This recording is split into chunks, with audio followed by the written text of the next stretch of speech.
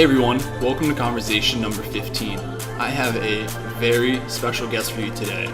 I couldn't be more excited to have her on the show. She's an ocean and a shark conservationist. She's a shark diver, a cave diver. She does a million other things, and like I said, I couldn't be more excited to have her on here. She's been featured on the Discovery Channel and a plethora of other things. Please help me welcome Cristina Zenato. Cristina, thank you so much for being here with me. Hi, Kristof. Thank you for having me. Thanks so much. Yeah, like I said offline, I was trying to, and on camera too, I've been trying to get you on here for a while, and I just know that you're so incredibly busy, and I couldn't be more thankful for the time that you have for me today. So thank you so much for being here with me. Oh, my pleasure. I tend to spend quite a lot of my time on the water, so it's very difficult to have me in front of a computer. It's usually between midnight and 7 a.m. that I'm the most I felt like we were going to do the Skype, and the camera was going to be like this. No. I actually cut out time out of my day. But yes, so it's very difficult for me sometimes when people ask me, what do you do? To give a full picture of what I do. I could be simplified and say I'm a diving professional. I'm a scuba diving professional. I've been doing this for 24 years.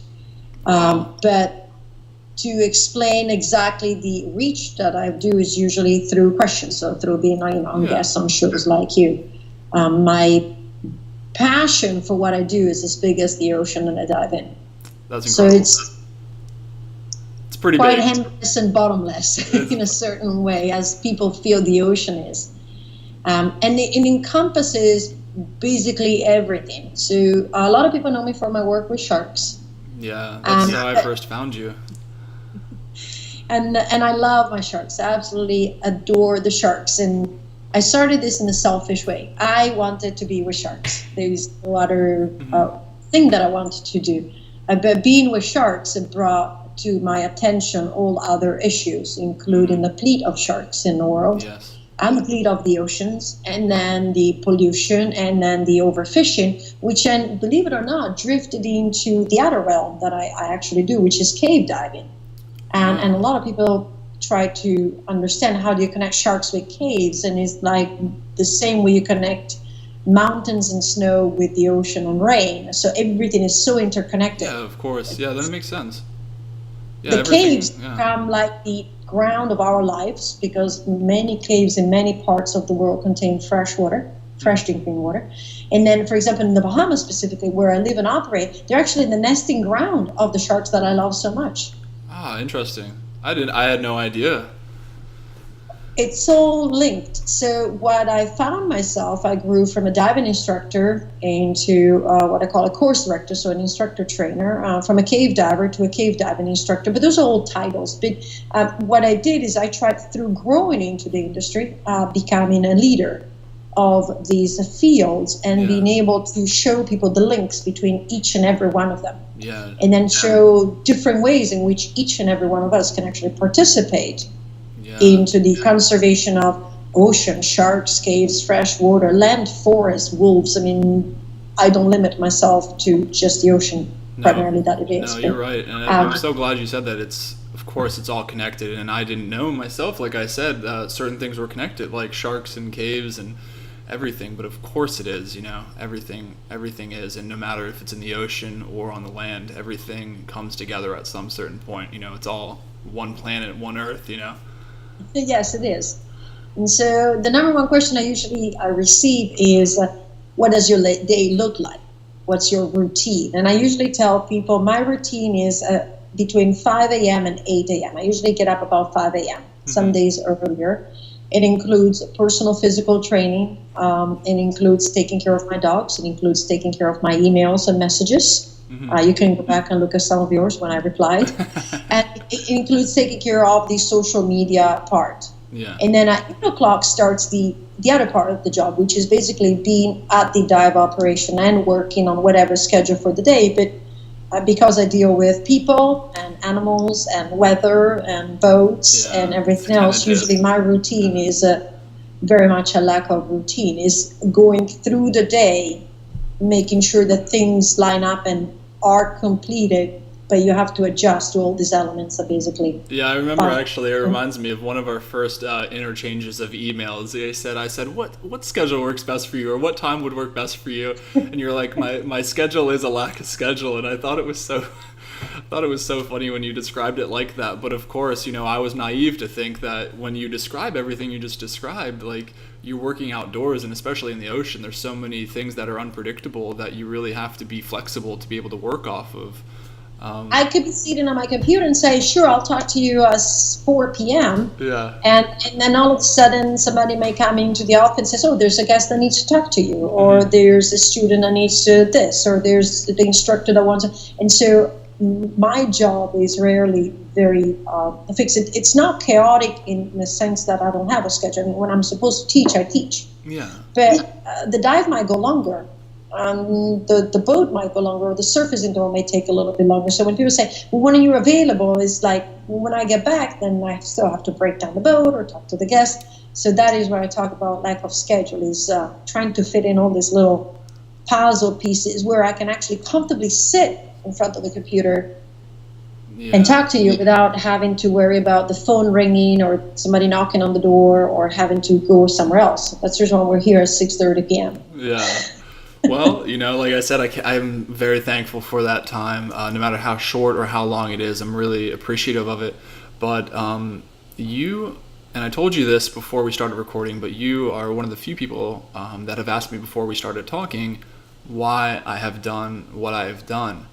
And I'm not going to get into that again right now for my guests, but I will say to them right now that the reason that I have you on here is because I saw what I wanted to do within you, and that is that you are very passionate about what you're doing across all these, job titles that you do, and you're showing other people the beauty of what it is that you do. Yes, that's what I like to do, and I think being an instructor, a teacher, is a very good way to be able to share that. But also, I try to share it through a lifestyle. Okay. Through telling people, I receive countless emails, usually from younger generations, about, oh, I want to do what you do, what's the route I should follow, or you live the dream life, and all of that. And I tell people, I try to inspire them to say, it's a matter of choices. And if you pick the right choices, you actually can end up in these amazing places. And I tell people, life is half a choices. You can have this, or you can have that. You can have experience this 50% and then experience the other 50%. But it's very rare that you can be let's say, make kids and also live a bachelor life.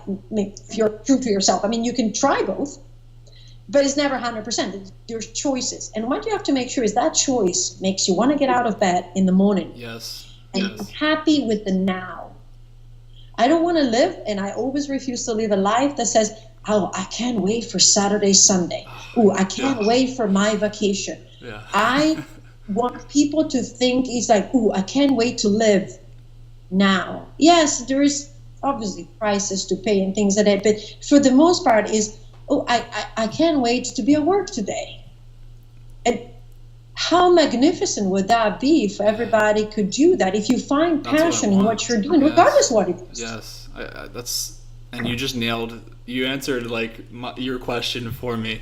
That's exactly why I want to do this. I want to show people that I've said it a million times before, but I cannot stand people that say, oh my gosh, here's Monday, or I can't wait for Friday, or I can't wait for the weekend, just like you said, or I can't wait to go on this vacation.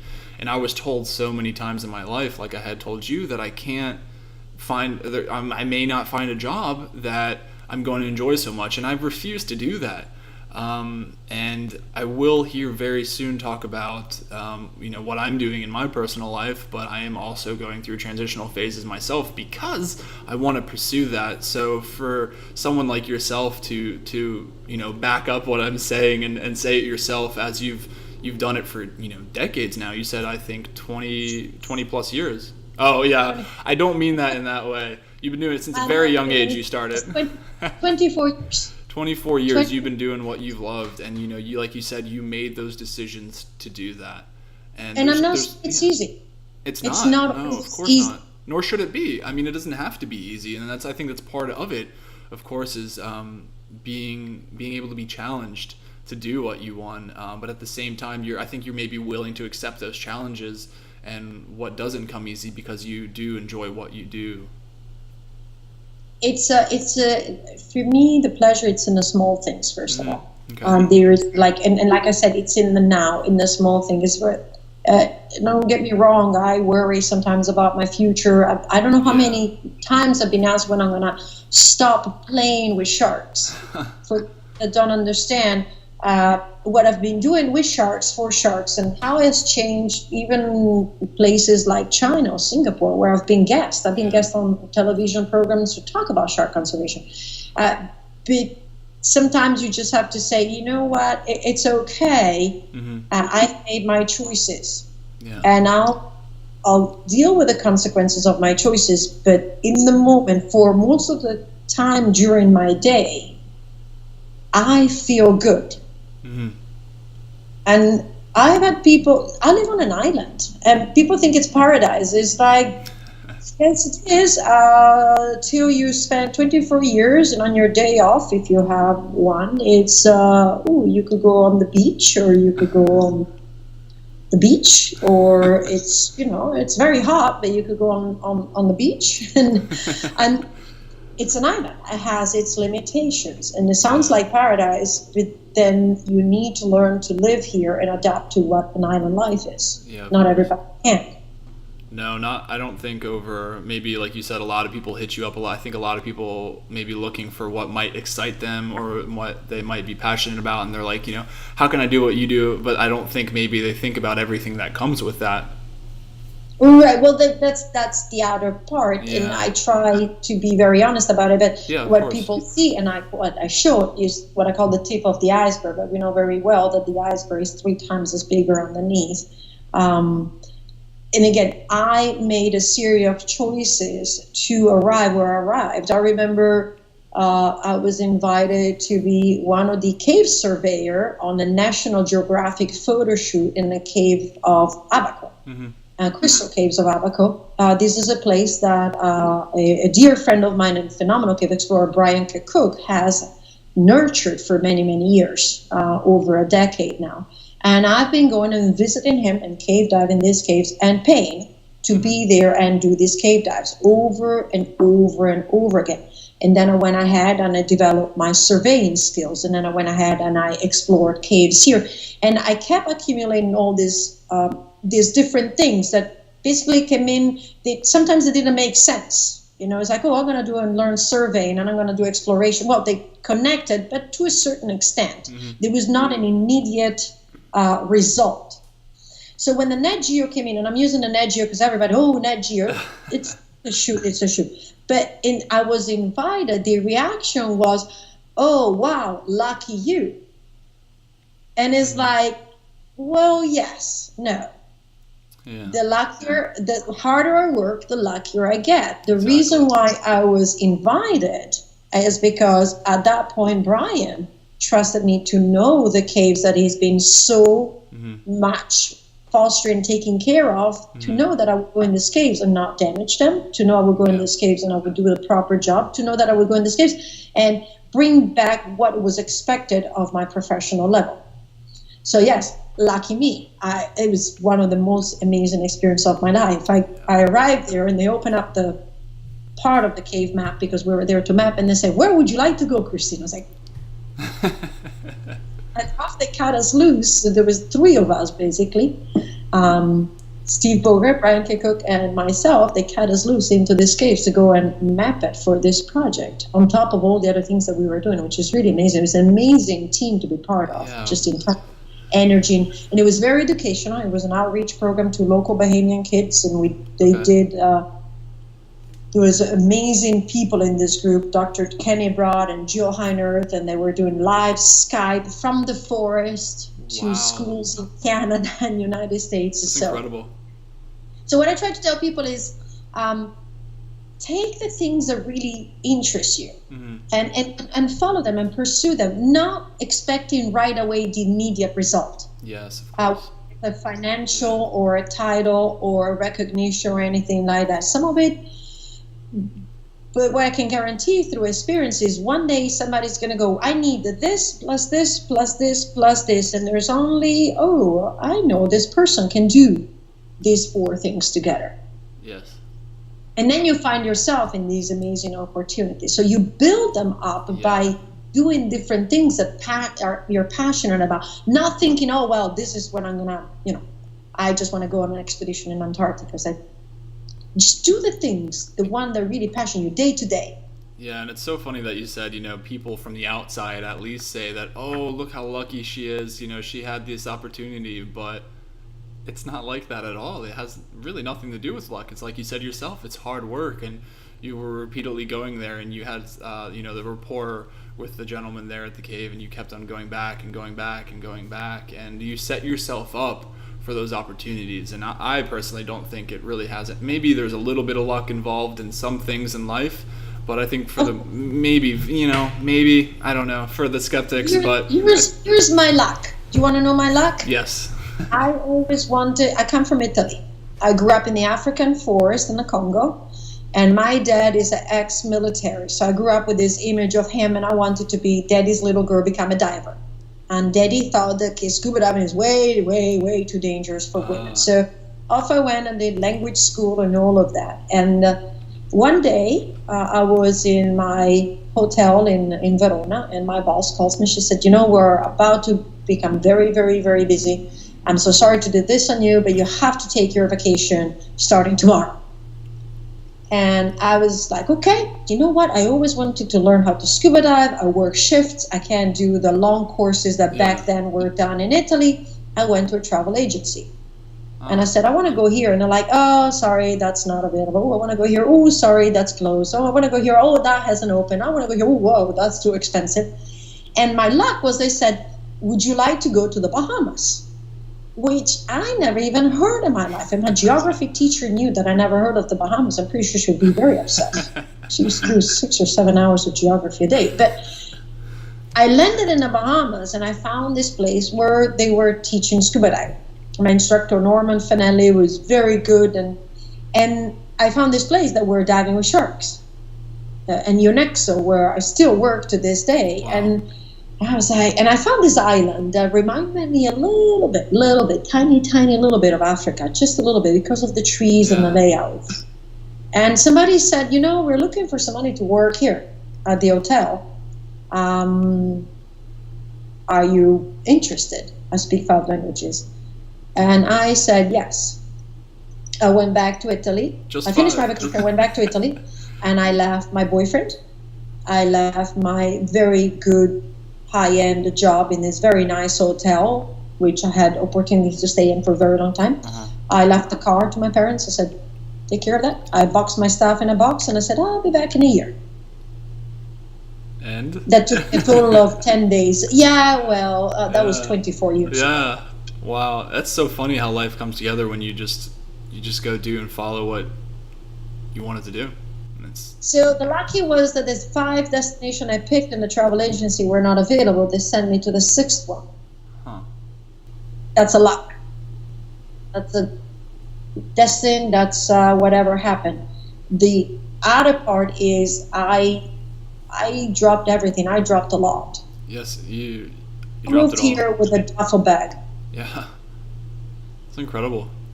You just, I don't know. It's amazing. You just follow what you wanted to do, and you loved it, and you wanted to go that direction. And of course, it was the right decision, or else you wouldn't have stayed there all those years, and you're doing everything you want to do. And it's not easy to do that. I mean, how many people can say that they would just leave their country, go to a country that they don't even know where it is, and leave their car behind, leave their boyfriend behind, leave their family behind? These are serious things in life. But to do all of this and be able to, go out on a limb and go to somewhere where you couldn't find on a map initially, and you go there, and you found, so many things that you end up falling in love with.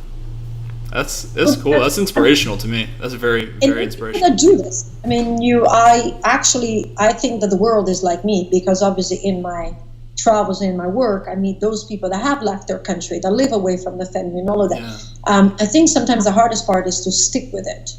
and really silence those drums that I told you, drum in your ears. And it's just like, well, what about your future? What about your house? What about your pension plan? What about this? And if that's what you want, by all means. Yeah.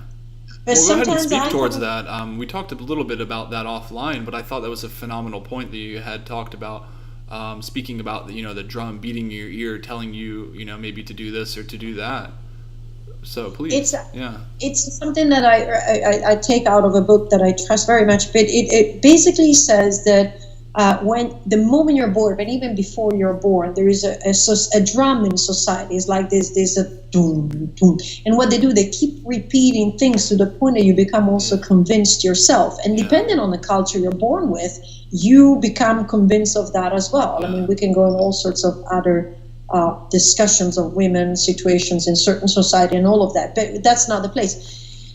But as a woman and a man, because we forget about the men, you're born, and sometimes there's these things, it's like, oh, you're going to get married, boom, oh, you're going to have children, boom, or a man, oh, you're going to have a job that can sustain a family, boom, oh, you need to have a house, boom, oh, you need to provide.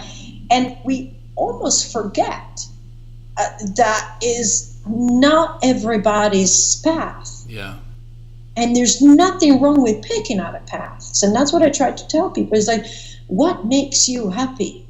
Mm-hmm. I know I'm going to sound horrible, but like I see everybody's going through, by all means, education. And it's like PhD. It's just like, and then I have friends that sit there with a PhD going, wow, I really wish I could be a glass blower. That's what I'm saying. That's why another reason I wanted to get you on here. I want to show people that from your mouth you are doing what you want to do. And people think I'm crazy when I say, like, I told a couple conversations ago, I told a gentleman, he was a college professor, I said, listen, I dropped out of college. I did not want to do that. I wanted to do other things with my life, and I'm still to this day trying to I'm catching up to what I actually want to do, and I'm almost there, but it takes a lot of hard work. But to me, like, I saw at a young age, and was it naive at the time? Maybe, I don't know. Did I know what I know now? Not necessarily, but I knew that it wasn't for me. And I see so many of my friends along my own life, like you said, that have gotten these, maybe associates, bachelors, masters, doctor, whatever degrees, and then they stop and they take a deep breath afterwards, and I'd rather do this, or I'd rather do that. And of course, there's plenty other people that do have those degrees that maybe wind up using them how they originally anticipated, and I'm very thankful for them, and I'm glad that they can do that. But if they're not amazing professors who are actually just following their path, comes to mind Dr. Kenny Broad. He is a professor, but at the same time he's out there living life and doing the things he loves. So there's nothing wrong with wanting to be a professor. But he also puts it together with living his life. Dr. Thomas Iliff is one of the highest known researchers for miniature cave fauna. Dr. Gio Yeager, she just recently retired. And you find Dr. Thomas Iliff is still traveling with his students and going cave diving and teaching them how to scuba dive. That's what I'm talking about. Like, go do that. Like, you can do all these things and you can utilize them. It wasn't for me, and I commend the people that are able to utilize it. But do what you want still. Do what you love still. You can do multiple things. You can have this and have this too. If you want to be a professor, there's nothing wrong with it. If you want to be married with kids, I'm not saying it's wrong. What I'm saying is sometimes people turn around and look at people like me and they wonder what's wrong with me. And I'm like, now 24 years later, it's a little bit easier. I'm at finally out of the woods, and I'm more like where people go, oh wow, you have a fantastic life, what an amazing choices. But there was a time between 25 and 35, it was a tough time.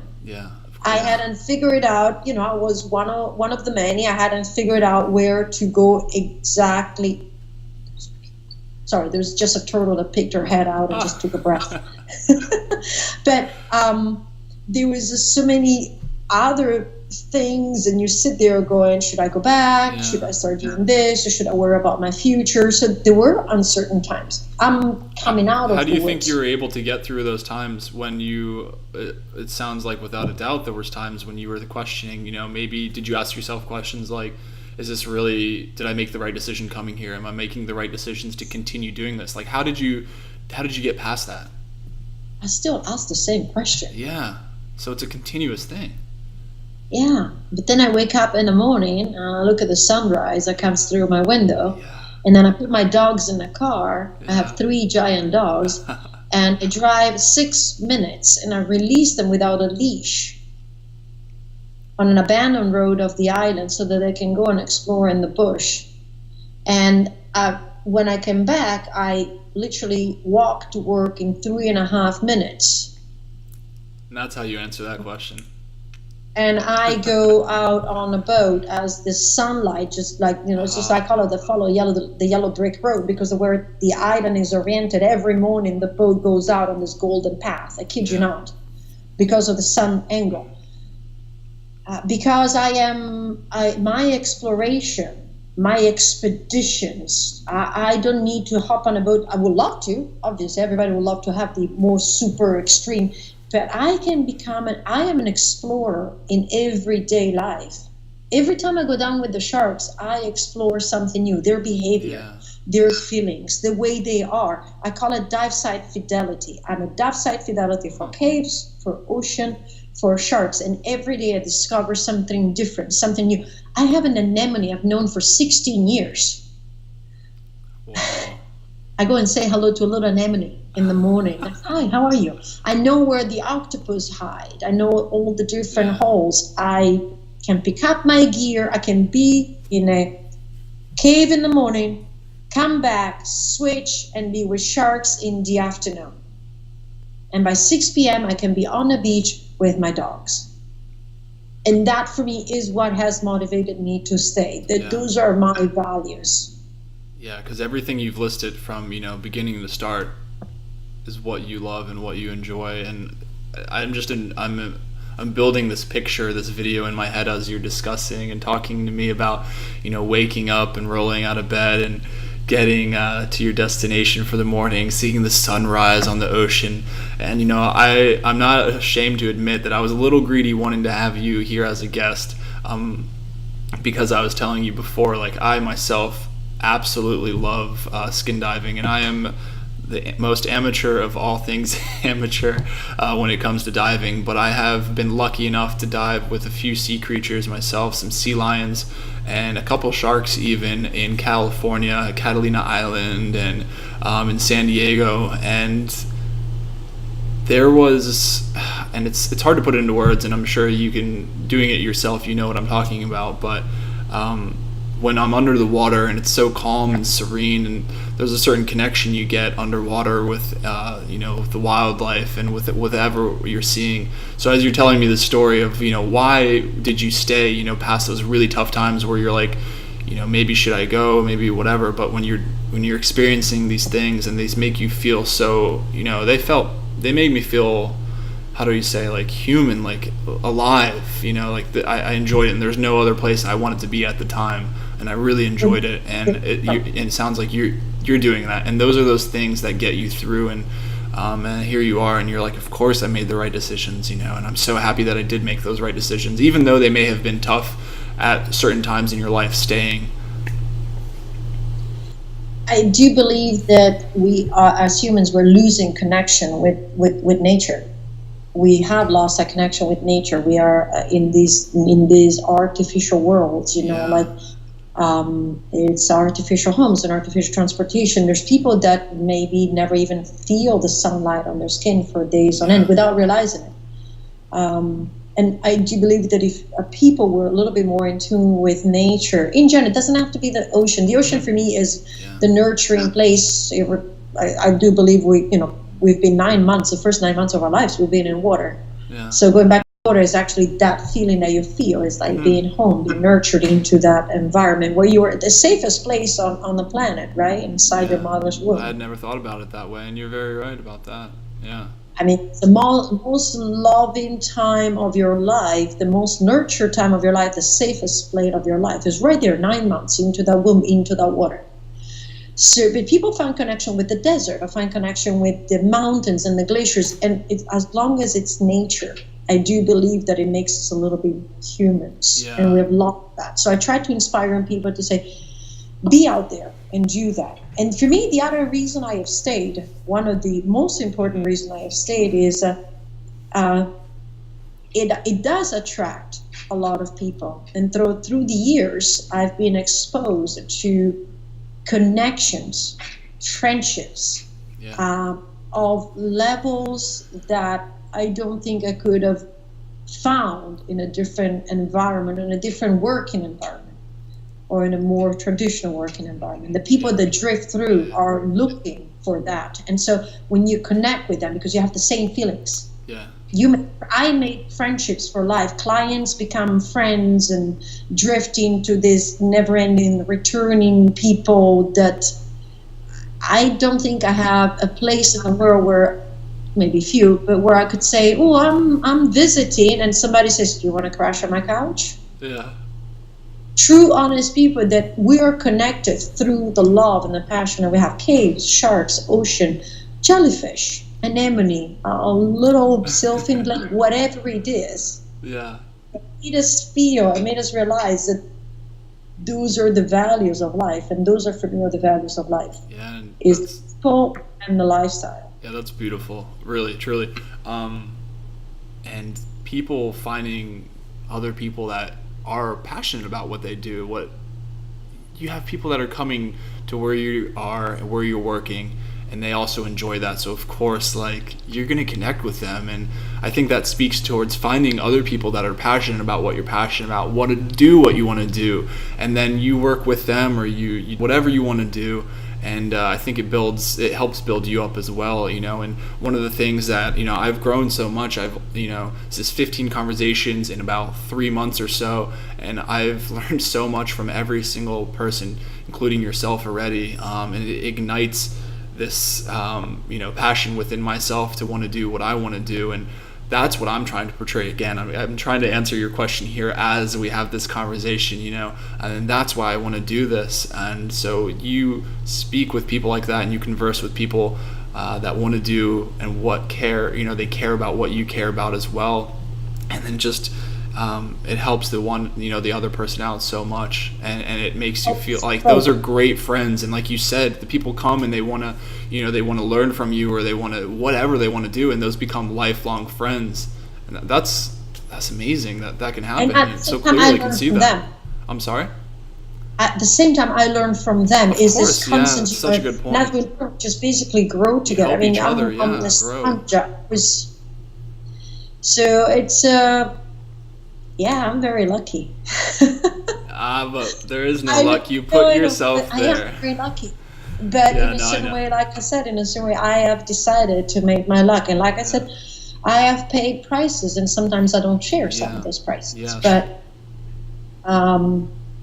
that's for the individual to make those decisions themselves. Of course, it's not all, like I said, sunshine and rainbows every time for everybody. We're still living a life, and life sometimes throws us curveballs and things that we don't necessarily want to deal with, and we have to take those as they come. And even though maybe we are doing things that we enjoy and that we're passionate about, and we have great friends, sometimes shit happens. I don't want to degrade anything that happens to you or happens to me. Like, things happen that we can't control, but you approach them and you try to react them the best you possibly can, and continue to go about doing the things that you enjoy. And yes. It's tough, though. It can be very tough. Life is about the choices. Pick the 50% that for you is worth 90% most of the time. Yeah. One thing you said a little bit earlier that I wanted to touch back on, you said people are so much and so accustomed to living in artificial worlds, and that's keeping them from being so connected to what our world actually is. And I wanted to tell you that I can't agree more with that. And I think because we have all these issues that you're combating on a daily regimen, and all the conservation that you're doing, I'm sure, and we haven't gotten into that, but just from what I see, people being so disconnected, they don't know how bad, just as an example, the ocean is. Maybe how much plastic is in the ocean, I think, is a good example. People have no idea, using basic things all day because they are living in houses with artificial lights or businesses, and they're working inside all the time, and they haven't gone out in the mountains, and they haven't seen maybe this population of animal is decreasing so much because of this, or in the ocean, sharks are decreasing in these populations because we're harvesting their fins for soup. For soup, and it's like things like this. People, I think, are so disconnected from, and whether or not they choose to be disconnected, I think that the world that they live in, that we live in, that I live in, that's just how it falls. It's tough to describe, but I do think a way to combat that, at least, is to get outside. Yes. Go to the ocean, go to the mountains, go outside. And then that's the one that I own. When people say the conservation, or when people don't understand, I'm not like one of those gung ho warriors. I do believe in the power of positivity. So I try to show people, hey, this is a world out down there. And so if you go on my accounts on Instagram or anything like that, you'll see that it's about the good things. This is positive. This is beautiful. Look how beautiful the shark is. Look how beautiful this is. And that is my way of doing messages. I also believe that, and you heard this expression before, you don't know what you don't know. So sometimes attacking somebody because of their choices or what they make, we might be more aware and they might not be aware, but attacking somebody verbally or anything like that will not change the situation. If anything, will build a wall. So, for example, everybody has it against the shark fin soup, but just yelling at a population or a culture because of that belief is not going to help, because they don't know. But their grandmother used to do the shark fin soup on the wedding, and this really happened, and for them it's like, well, what's wrong with that? I don't have a problem. So educate them. I believe soft approach. This is the beautiful shark. Did you know that? Mm-hmm. And they have them make a choice. So that's how I do through the work that I do with social media and the images and all of that, is saying, this is how beautiful it is. Yeah. Did you know that? And this is how you can help. No, those are incredible points that you've made. And that's another amazing point of why I like that, like why I saw what you're doing originally on Instagram. Like many people that I talk to, it's such a great platform for that. But you, like you said, you're showing the beauty of what the creature is, and you're not combating the person, because when everybody knows, or should know, or they'll know now, when you have an argument with somebody and you're just trying to maybe prove them wrong, that person's not going to listen to you. They're just going to, like you said, they're going to put up that wall, and they don't even care what you're saying at that point. They just don't want to be wrong. So maybe when you're showing these people these images and teaching them and educating them, and then you want to allow them to make their own decision themselves. And some will never change their minds. I still receive, negative comments or anything like that. But I always have a door open. I remember having negative comments about the fact that I catch sharks or anything like that. And I replied to this person said, well, this person was making negative comments and talking to me in third person. And I replied and said, hi, I'm Cristina. Do you have questions for me? And so we talked on Skype, and we agreed to disagree on certain things, but he was like, thank you for taking the time to talk to me and hearing my point of view. Mm-hmm. And so I try to do that. It's not always easy. Some days I was like, I should have. Yeah, it's not easy. I mean, it's especially, I think, with, for example, on this example, shark conservation, it's something that you're very passionate about. And I think a lot of times with passion comes emotion. And then when you're very emotional about something, which is totally fine, it's hard to have a rational conversation with somebody, because you can't for the life of you see why they see it the other way. It makes it tough. It makes it so tough sometimes. I have pit bulls. I call them my land sharks, because here on the island, pit bulls are, even when I told some friends in Italy that they're all adopted, they're all rescues. I found them on the road. One showed up on my door. The other one was down on the Humane Society and was helping taking down trees for the hurricane. And every time I walk with them, I had just 3 days ago, I had them on the leash. They're walking side by side by me, and they're playing with each other. They're like, rah, rah, rah, and they're playing. And this guy comes up behind me and he's kind of like, oh, you ought to control your vicious dogs. Oh my god. Perceives them walking by us. They stay on my right hand side, and he's like 2.5 feet from my dogs. My dogs are just kind of like walking like this, right? But here's concepts like, oh, those are vicious because they're pit bulls. And so that is the first step that I try to show you. It's just like, stop stereotyping. Get to know things. Try to learn about something. I have yet to meet an aggressive pit bull, and I have friends with pit bulls everywhere because it's a very dominant dog on this island. I would have to agree too. I worked in a dog shelter here locally. And I'm on my computer. I know I can't do it, but this is a dangerous. Oh my gosh! Look at that. That is one terribly. Is that one? Oh, there's both of them right there. There's all a three of third them. one. You really need to calm them down. They're snoring too loudly. I was saying, like, I worked locally here, and there was a lot of pit bulls there, of course, and they were the sweetest dogs there. I'm not just like, I swear by it. They were so sweet and lovable, and they were energetic, of course. But you need to take them out, and you need to. Well, those ones, they're taking a nap right now, but. Oh, they've been exercised. I exercise them a lot. We go a lot walking. Exactly, and you have to do that. You can't deprive them of that. They're an animal. They need to exercise. I have a golden retriever here, and she gets cranky though when she doesn't get outside and she doesn't run. It's like, it's an animal, and it's just like. If you start exercising your body, yeah, right, and you miss your exercise, if you live an active life and you start missing your exercise, yeah, we become cranky too. It's just we've forgotten in our sedentary lives. But if you're an active person, you go 2-3 days without being active. Oh yeah, you go crazy. I go crazy. Yeah, that's a great point. I'm glad you tied that together. Right before I was going to say the same thing, like going back to having people get outside, go experience things. But even for yourself, you have to stay in motion, continue to use it. And I know, like you just said, when somebody is used to being in a routine of keeping their body healthy and staying in shape, and when you stop that, I know, speaking for myself, if I'm in a regimen and I'm doing something every day, and like you said, I stopped, like for example, I just went out of town for 2 days, and I wasn't able to do what I typically do, and I still got a little bit in, but I was still my mind was kind of going a little crazy. And it's funny because how that works out, but I think for somebody that does do that, typically they know that feeling. They can understand that being able to kind of, how do I say, have your physical challenges with your body, being able to do something difficult, maybe like you said, I believe you said you work out in the morning, right?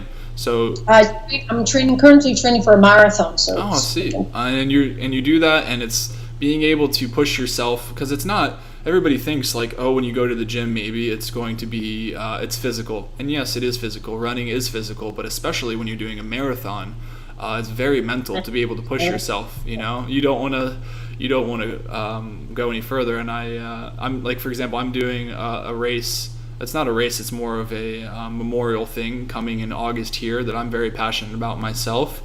And that one's 31 miles, and you're only walking, but you have some weight on you. And I tell you, it's physical. I'm in pain, but mentally, if I wasn't tuned up here, there was no way I was going to be able to do it. I just did the other day 18 miles in the Bahamian heat to get up at 3:30 in the morning. Good. And it's hot, and it's most of it is mental. But then there is that, and I'm not saying everybody should train for a marathon. I just do believe people need to go out and feel the sun on their skin, or even feel the snow underneath their feet. Whatever their place that they're in, we need to go back a little bit and connect. And I think once we connect, we kind of like start appreciating a little bit more. And I think it would also bring back, and I'm going to put maybe something, it also bring back a little bit to perspective, is that conservation doesn't have to be a drastic lifestyle. Mm-hmm. It doesn't have to be a drastic attitude. The conservation comes from little choices every day. You don't have to be a vegan to be a conservationist. Maybe just use your canvas bags when you go grocery shopping, and start buying a bottled water, but use a water bottle, and there's fountains everywhere. Small things like that. Use your portable container to pack your lunch when you go. Don't eat at whatever, for other reasons as well, but like anything of fast food chains that will give you takeout. I refuse to produce extra garbage. Small stuff. Yeah, and you're right. It's the small stuff. And it goes with conservation, and I think that would go for maybe you're talking about marathon. You start small, or you do a little bit every day, or whatever it is in your life that you want to make a change, or you want to make an impact, or you want to do something different. Small things, because the small things add up. I have a friend of mine, and she said this sentence that she made me laugh because it also sounds so no conservationist, but like, how do you eat an elephant? One bite at a time. One bite at a time. I know it's horrible, poor elephant, but that's the concept, right? You look at the elephant and you're thinking, but it's one bite at a time. Yeah. By the way, the marathon is actually for shark conservation, is to raise awareness and funds for Project Aware, who works to educate towards shark and ocean conservation. Is that going to be down there in the Bahamas as well? No, I'm going to have to fly to Chicago. Oh, cool. So maybe more people can do it that are listening to this. They can go to Chicago. What month did you say it was? October. What if I'm gonna think hard about this. I might be able to. Again, I was telling you kind of offline again, I'm transitioning. I'm not sure if I'll be able to do that with but maybe I think that would be very cool to be able to train for that. I've never ran a marathon, so a little bit. I don't know what kind of a runner, but I started about January. Oh, training. Because yeah. My longest run will also be through the hottest time of the year, July, August. So I had to start a little bit earlier. Oh, that makes sense. Yeah. Physical job. So when I finish training for like a 19-mile run, then I go to work and I'm in the water and carrying tanks and drive them, and I'm again out in the heat. So yeah, I might be too close to it, but I don't know. I run 5 to 10 miles, but I haven't ran more than that, and I don't run more than once or twice a week. So I don't know. I might be cutting it close, but yeah. Are there what can other people do that maybe are interested in the conservationist part? I mean, you said very good points of doing the little things every day, and I think those are phenomenal things that anybody can do. But check your food list. Like I said, you don't have to be a vegan. Maybe cut down a little bit how much meat you eat. Cut down how much chicken you eat. Or maybe what kind of meat or what kind of chicken. Yeah, how the chicken is taken care of, or I don't know how you feel about that. Try to find local markets. Yeah, exactly. See, a local farm. I come from Italy, so it's maybe easier. But like, there's very beautiful places in the United States of America. I've been in Maine and other places, Virginia and stuff like that, where you can actually just go and buy small productions. Places where maybe their cows are still grazing the grass. Yeah. And if you still want to eat meat, by all means, maybe try something that is not a gigantic, meat factory machine. Cut down on eat a little bit less of each one. Find your local markets. That could be safe seafood choices. Now, personally, I don't do seafood choices, but for the one I capture, which is an invasive species of lionfish. Okay. And some of the local snappers that are fished with a hand line. But like all the other fish, for one reason or the other, but there's the Monterey Bay Aquarium has a list, a green list, yellow list, and red list. And it says this fish is safe to eat, health-wise, and also from a sustainable point of view. Okay. Most of the fisheries coming from Alaska, for example, are extremely sustainable. They're one of the most phenomenal fishing systems that I ever seen. But if you look at how it's done, it has actually put in the fishermen to realize that the less greedy they are, the more they get. So instead of going out and wiping out 1 ton net, maybe we go out and pick so much. So then as a consumer, it's okay to go to a restaurant, like it happens here in the islands, and they go, oh, no, man, I only had 5 snappers today. Because that's what the local fishermen fished. Mm-hmm. And so you go to the restaurant, and they literally ran out of fish, and that's good. That's a good sign of a good, sustainable restaurant. We need as consumer to change the way we perceive. Maybe it's time, if you live in certain places, that strawberries in the winter time. When I go home, my mom has her gardens, and if I go home in December, I eat asparagus and cauliflowers. And if I go in the summertime, where I'm gonna go home now, is gonna be tomatoes and peppers and green beans, but no kiwi and no figs. Yeah, no. Because it comes off the trees. I do believe in small little changes. Mm-hmm. I unplug everything in my apartment. I hang my laundry rather than dry it in the dryer. It's tough during the summer days, but I use less dryer and more just hanging in the laundry. I can't. That's a system. My water heater is off, so I turn it on. I wait 10 minutes and I take a shower, and then I turn it off. Turn it back off, yeah. Little stuff. You have quite the list of many things that you're doing, and I think any one of those anybody can start with today. And I think that coupled with, I personally, I would love for people to get outside and experience nature more, and then maybe when you go out there and like you said, within your own environment, whether it be the ocean, the mountains, the plains, you name it, when you experience those things, you realize that all these other little things that you may or may not be doing do have an impact on that particular environment, or another environment that you're not in, but regardless, they do have an impact. And that even little things that may sound simple, and they are simple, but even those do have an impact regardless of who's doing them and how many of the little things you're doing them. So thank you for sharing those things. What's the best way for somebody to follow what you're doing? I know when I first started following you, it was on Instagram. You post wonderful content, and I know you have a website as well, but how can people follow what you're doing? I am on most social media with my full first name and my last name, Cristina Zenato, Cristina without an H, Cristina Zenato. I'm on Facebook, Instagram, Twitter, Google. All the good ones, yeah. So anybody can follow, and I'm easy to find because I go by all of them by Cristina Zenato.